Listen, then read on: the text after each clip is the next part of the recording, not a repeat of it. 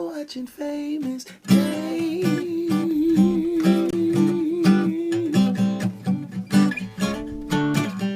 on YouTube.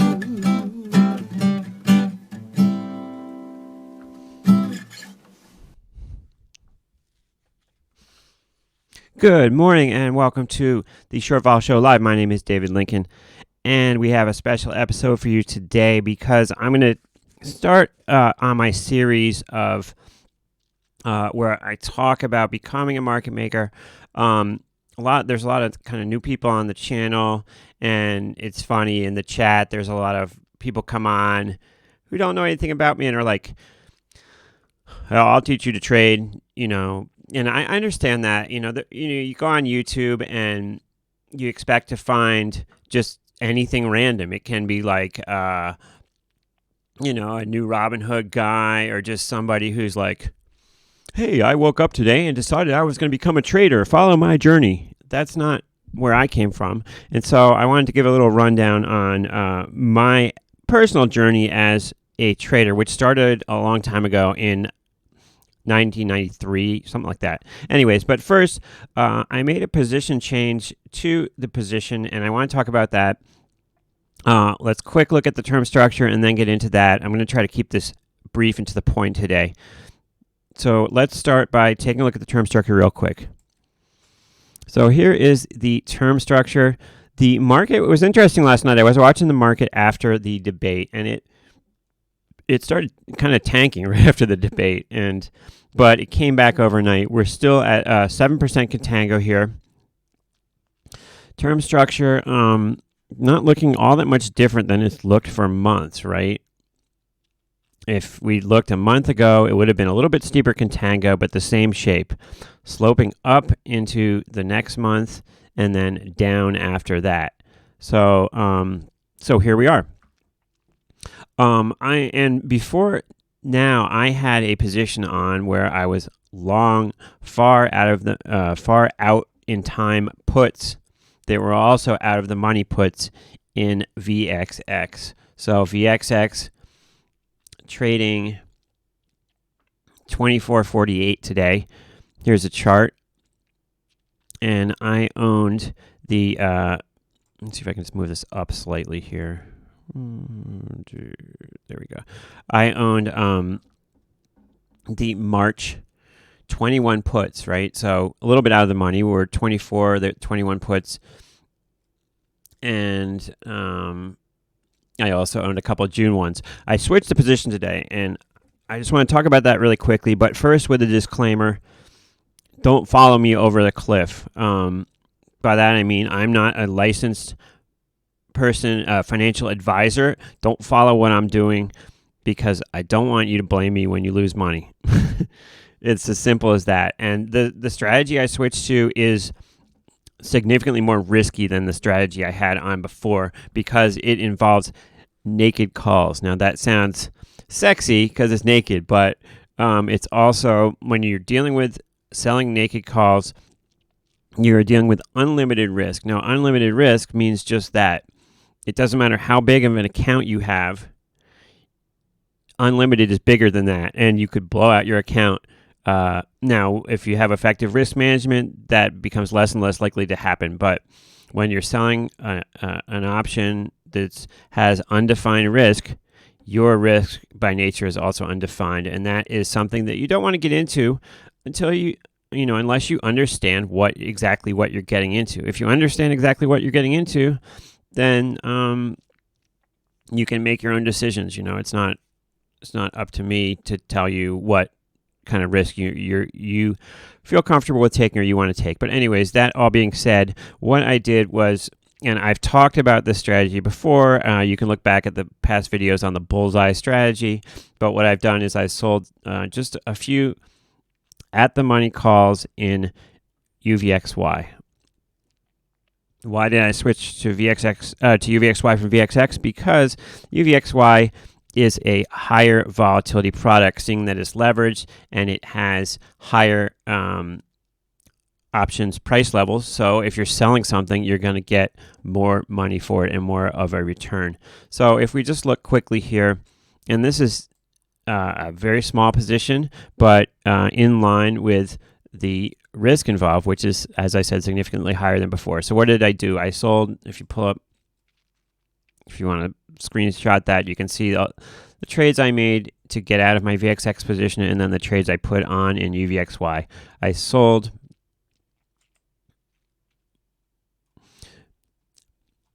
the front week calls, which today have 2 days to go. I sold 2 at 87 cents. Wait, so I'm sorry.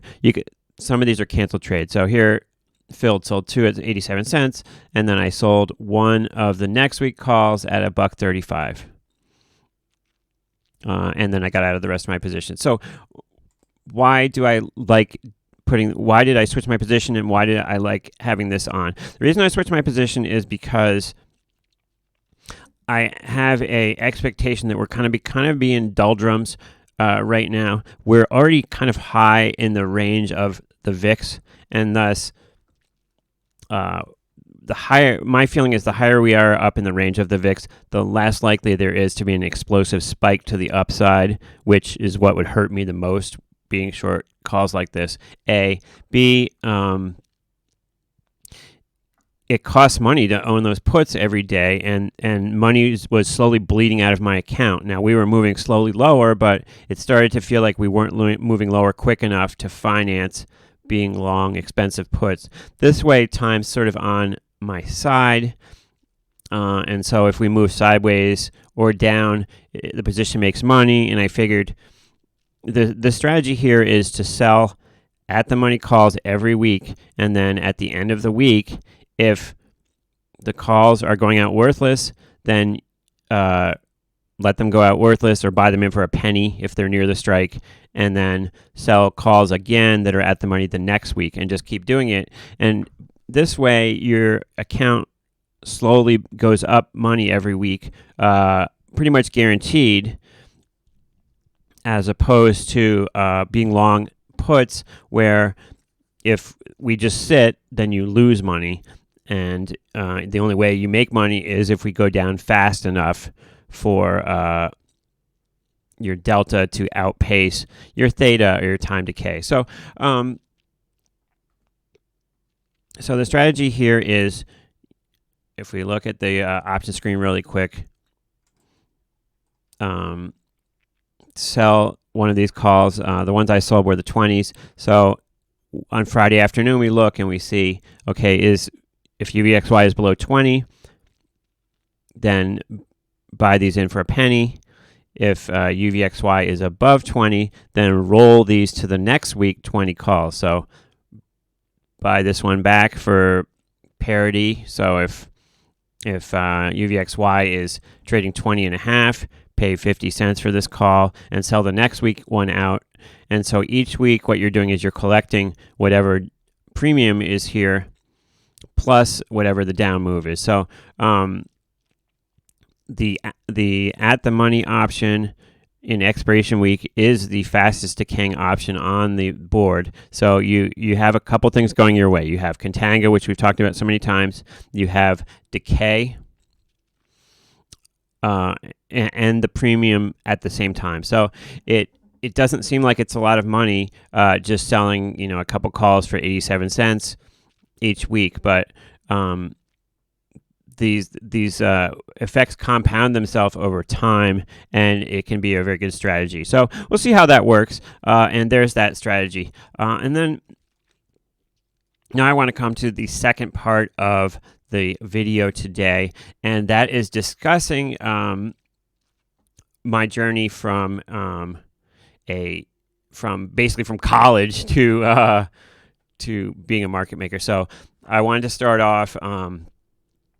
I went to a fairly good college in Boston. I went to Tufts University, and instead of at the end of school, they have all these companies come to interview students, and everybody interviews with all the big companies and does their job search the last year of college. Instead of doing that, what I did was I tried to start an internet company, I had an idea that the internet was going to be a big thing. This was back in the early 1990s. And I was a computer geek throughout college. I had a basic understanding of Unix, and which would be the sort of language that you would set up an internet a server. I had some knowledge of this was right when the World Wide Web was starting, and I had some knowledge of the web. There weren't really internet browsers back then very much, but there were other ways of talking and interacting over the web, which I was involved in. I had a friend who was involved in BBN, which was part of the basic structure of the internet when it was first starting out. And I had an idea that we would give people accounts so that they could have email, and eventually, as the web browsers started coming on, that they could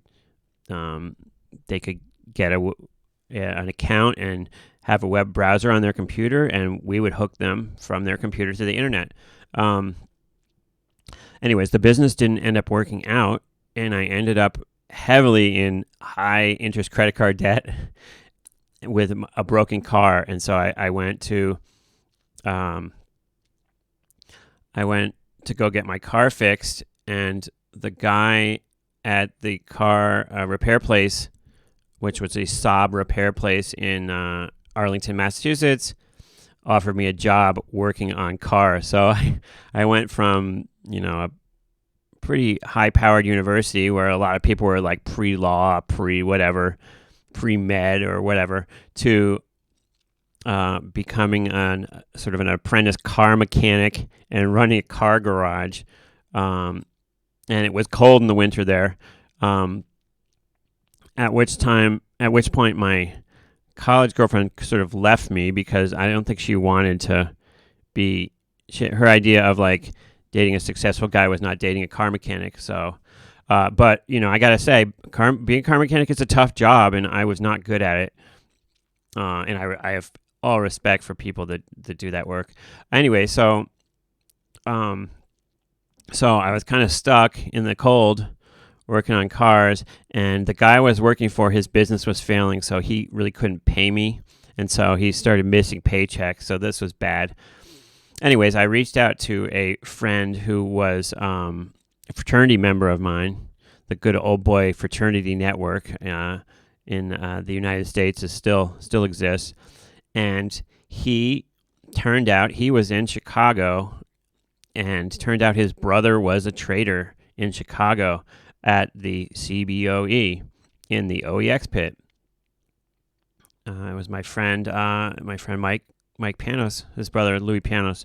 Anyway, so I had always been interested in the market. I'd read a book about the Fed, and I'd always imagined working in the New York Stock Exchange and working on the floor there.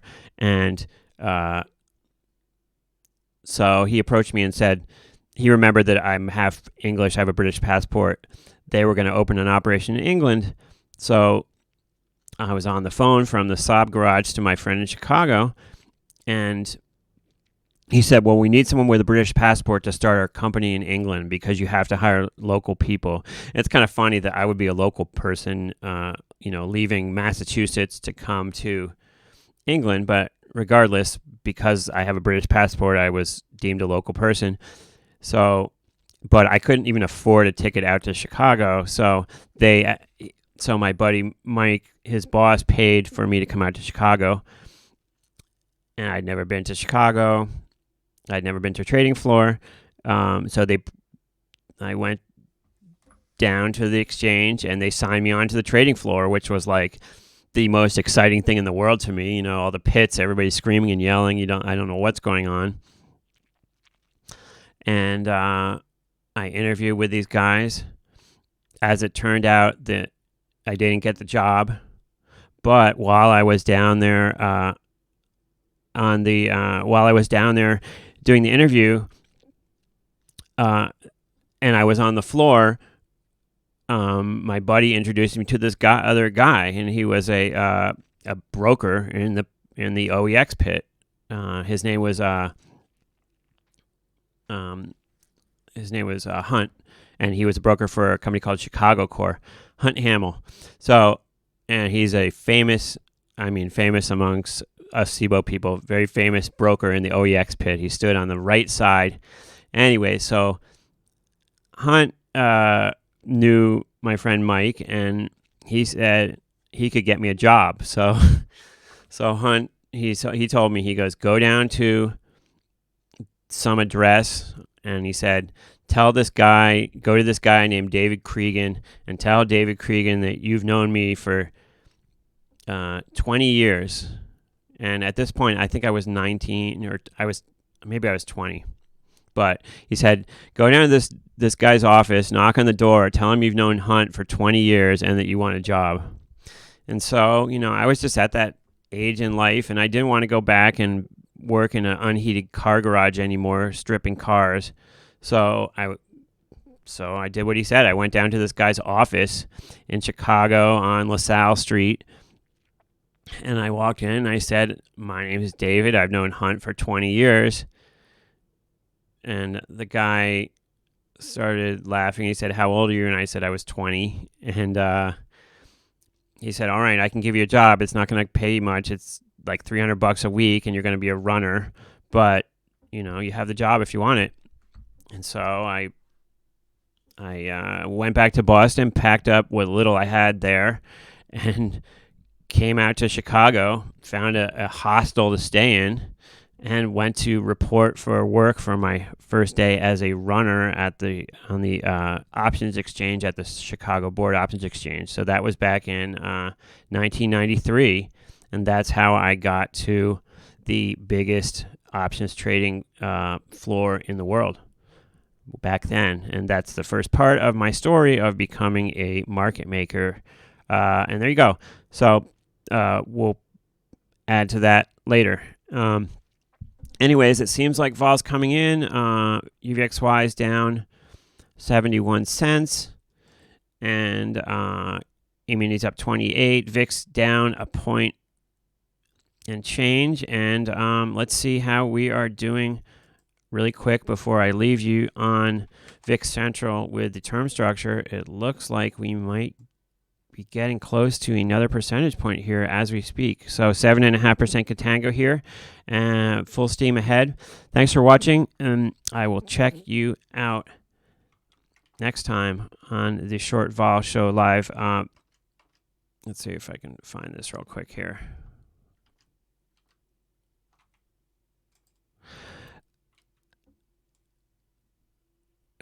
How do we get this data to show what everyone else is betting so we can bet the opposite? That's a good question. Yes, I am saying that you should not take cash advances on your credit card to sell UVXY calls. I know that sounds obvious, but people do stuff like that, man. People do stuff like that. You don't have to pay to view the show. Thanks, everybody, for watching, and I'll talk to you next time. Ciao. You're watching Famous Dave.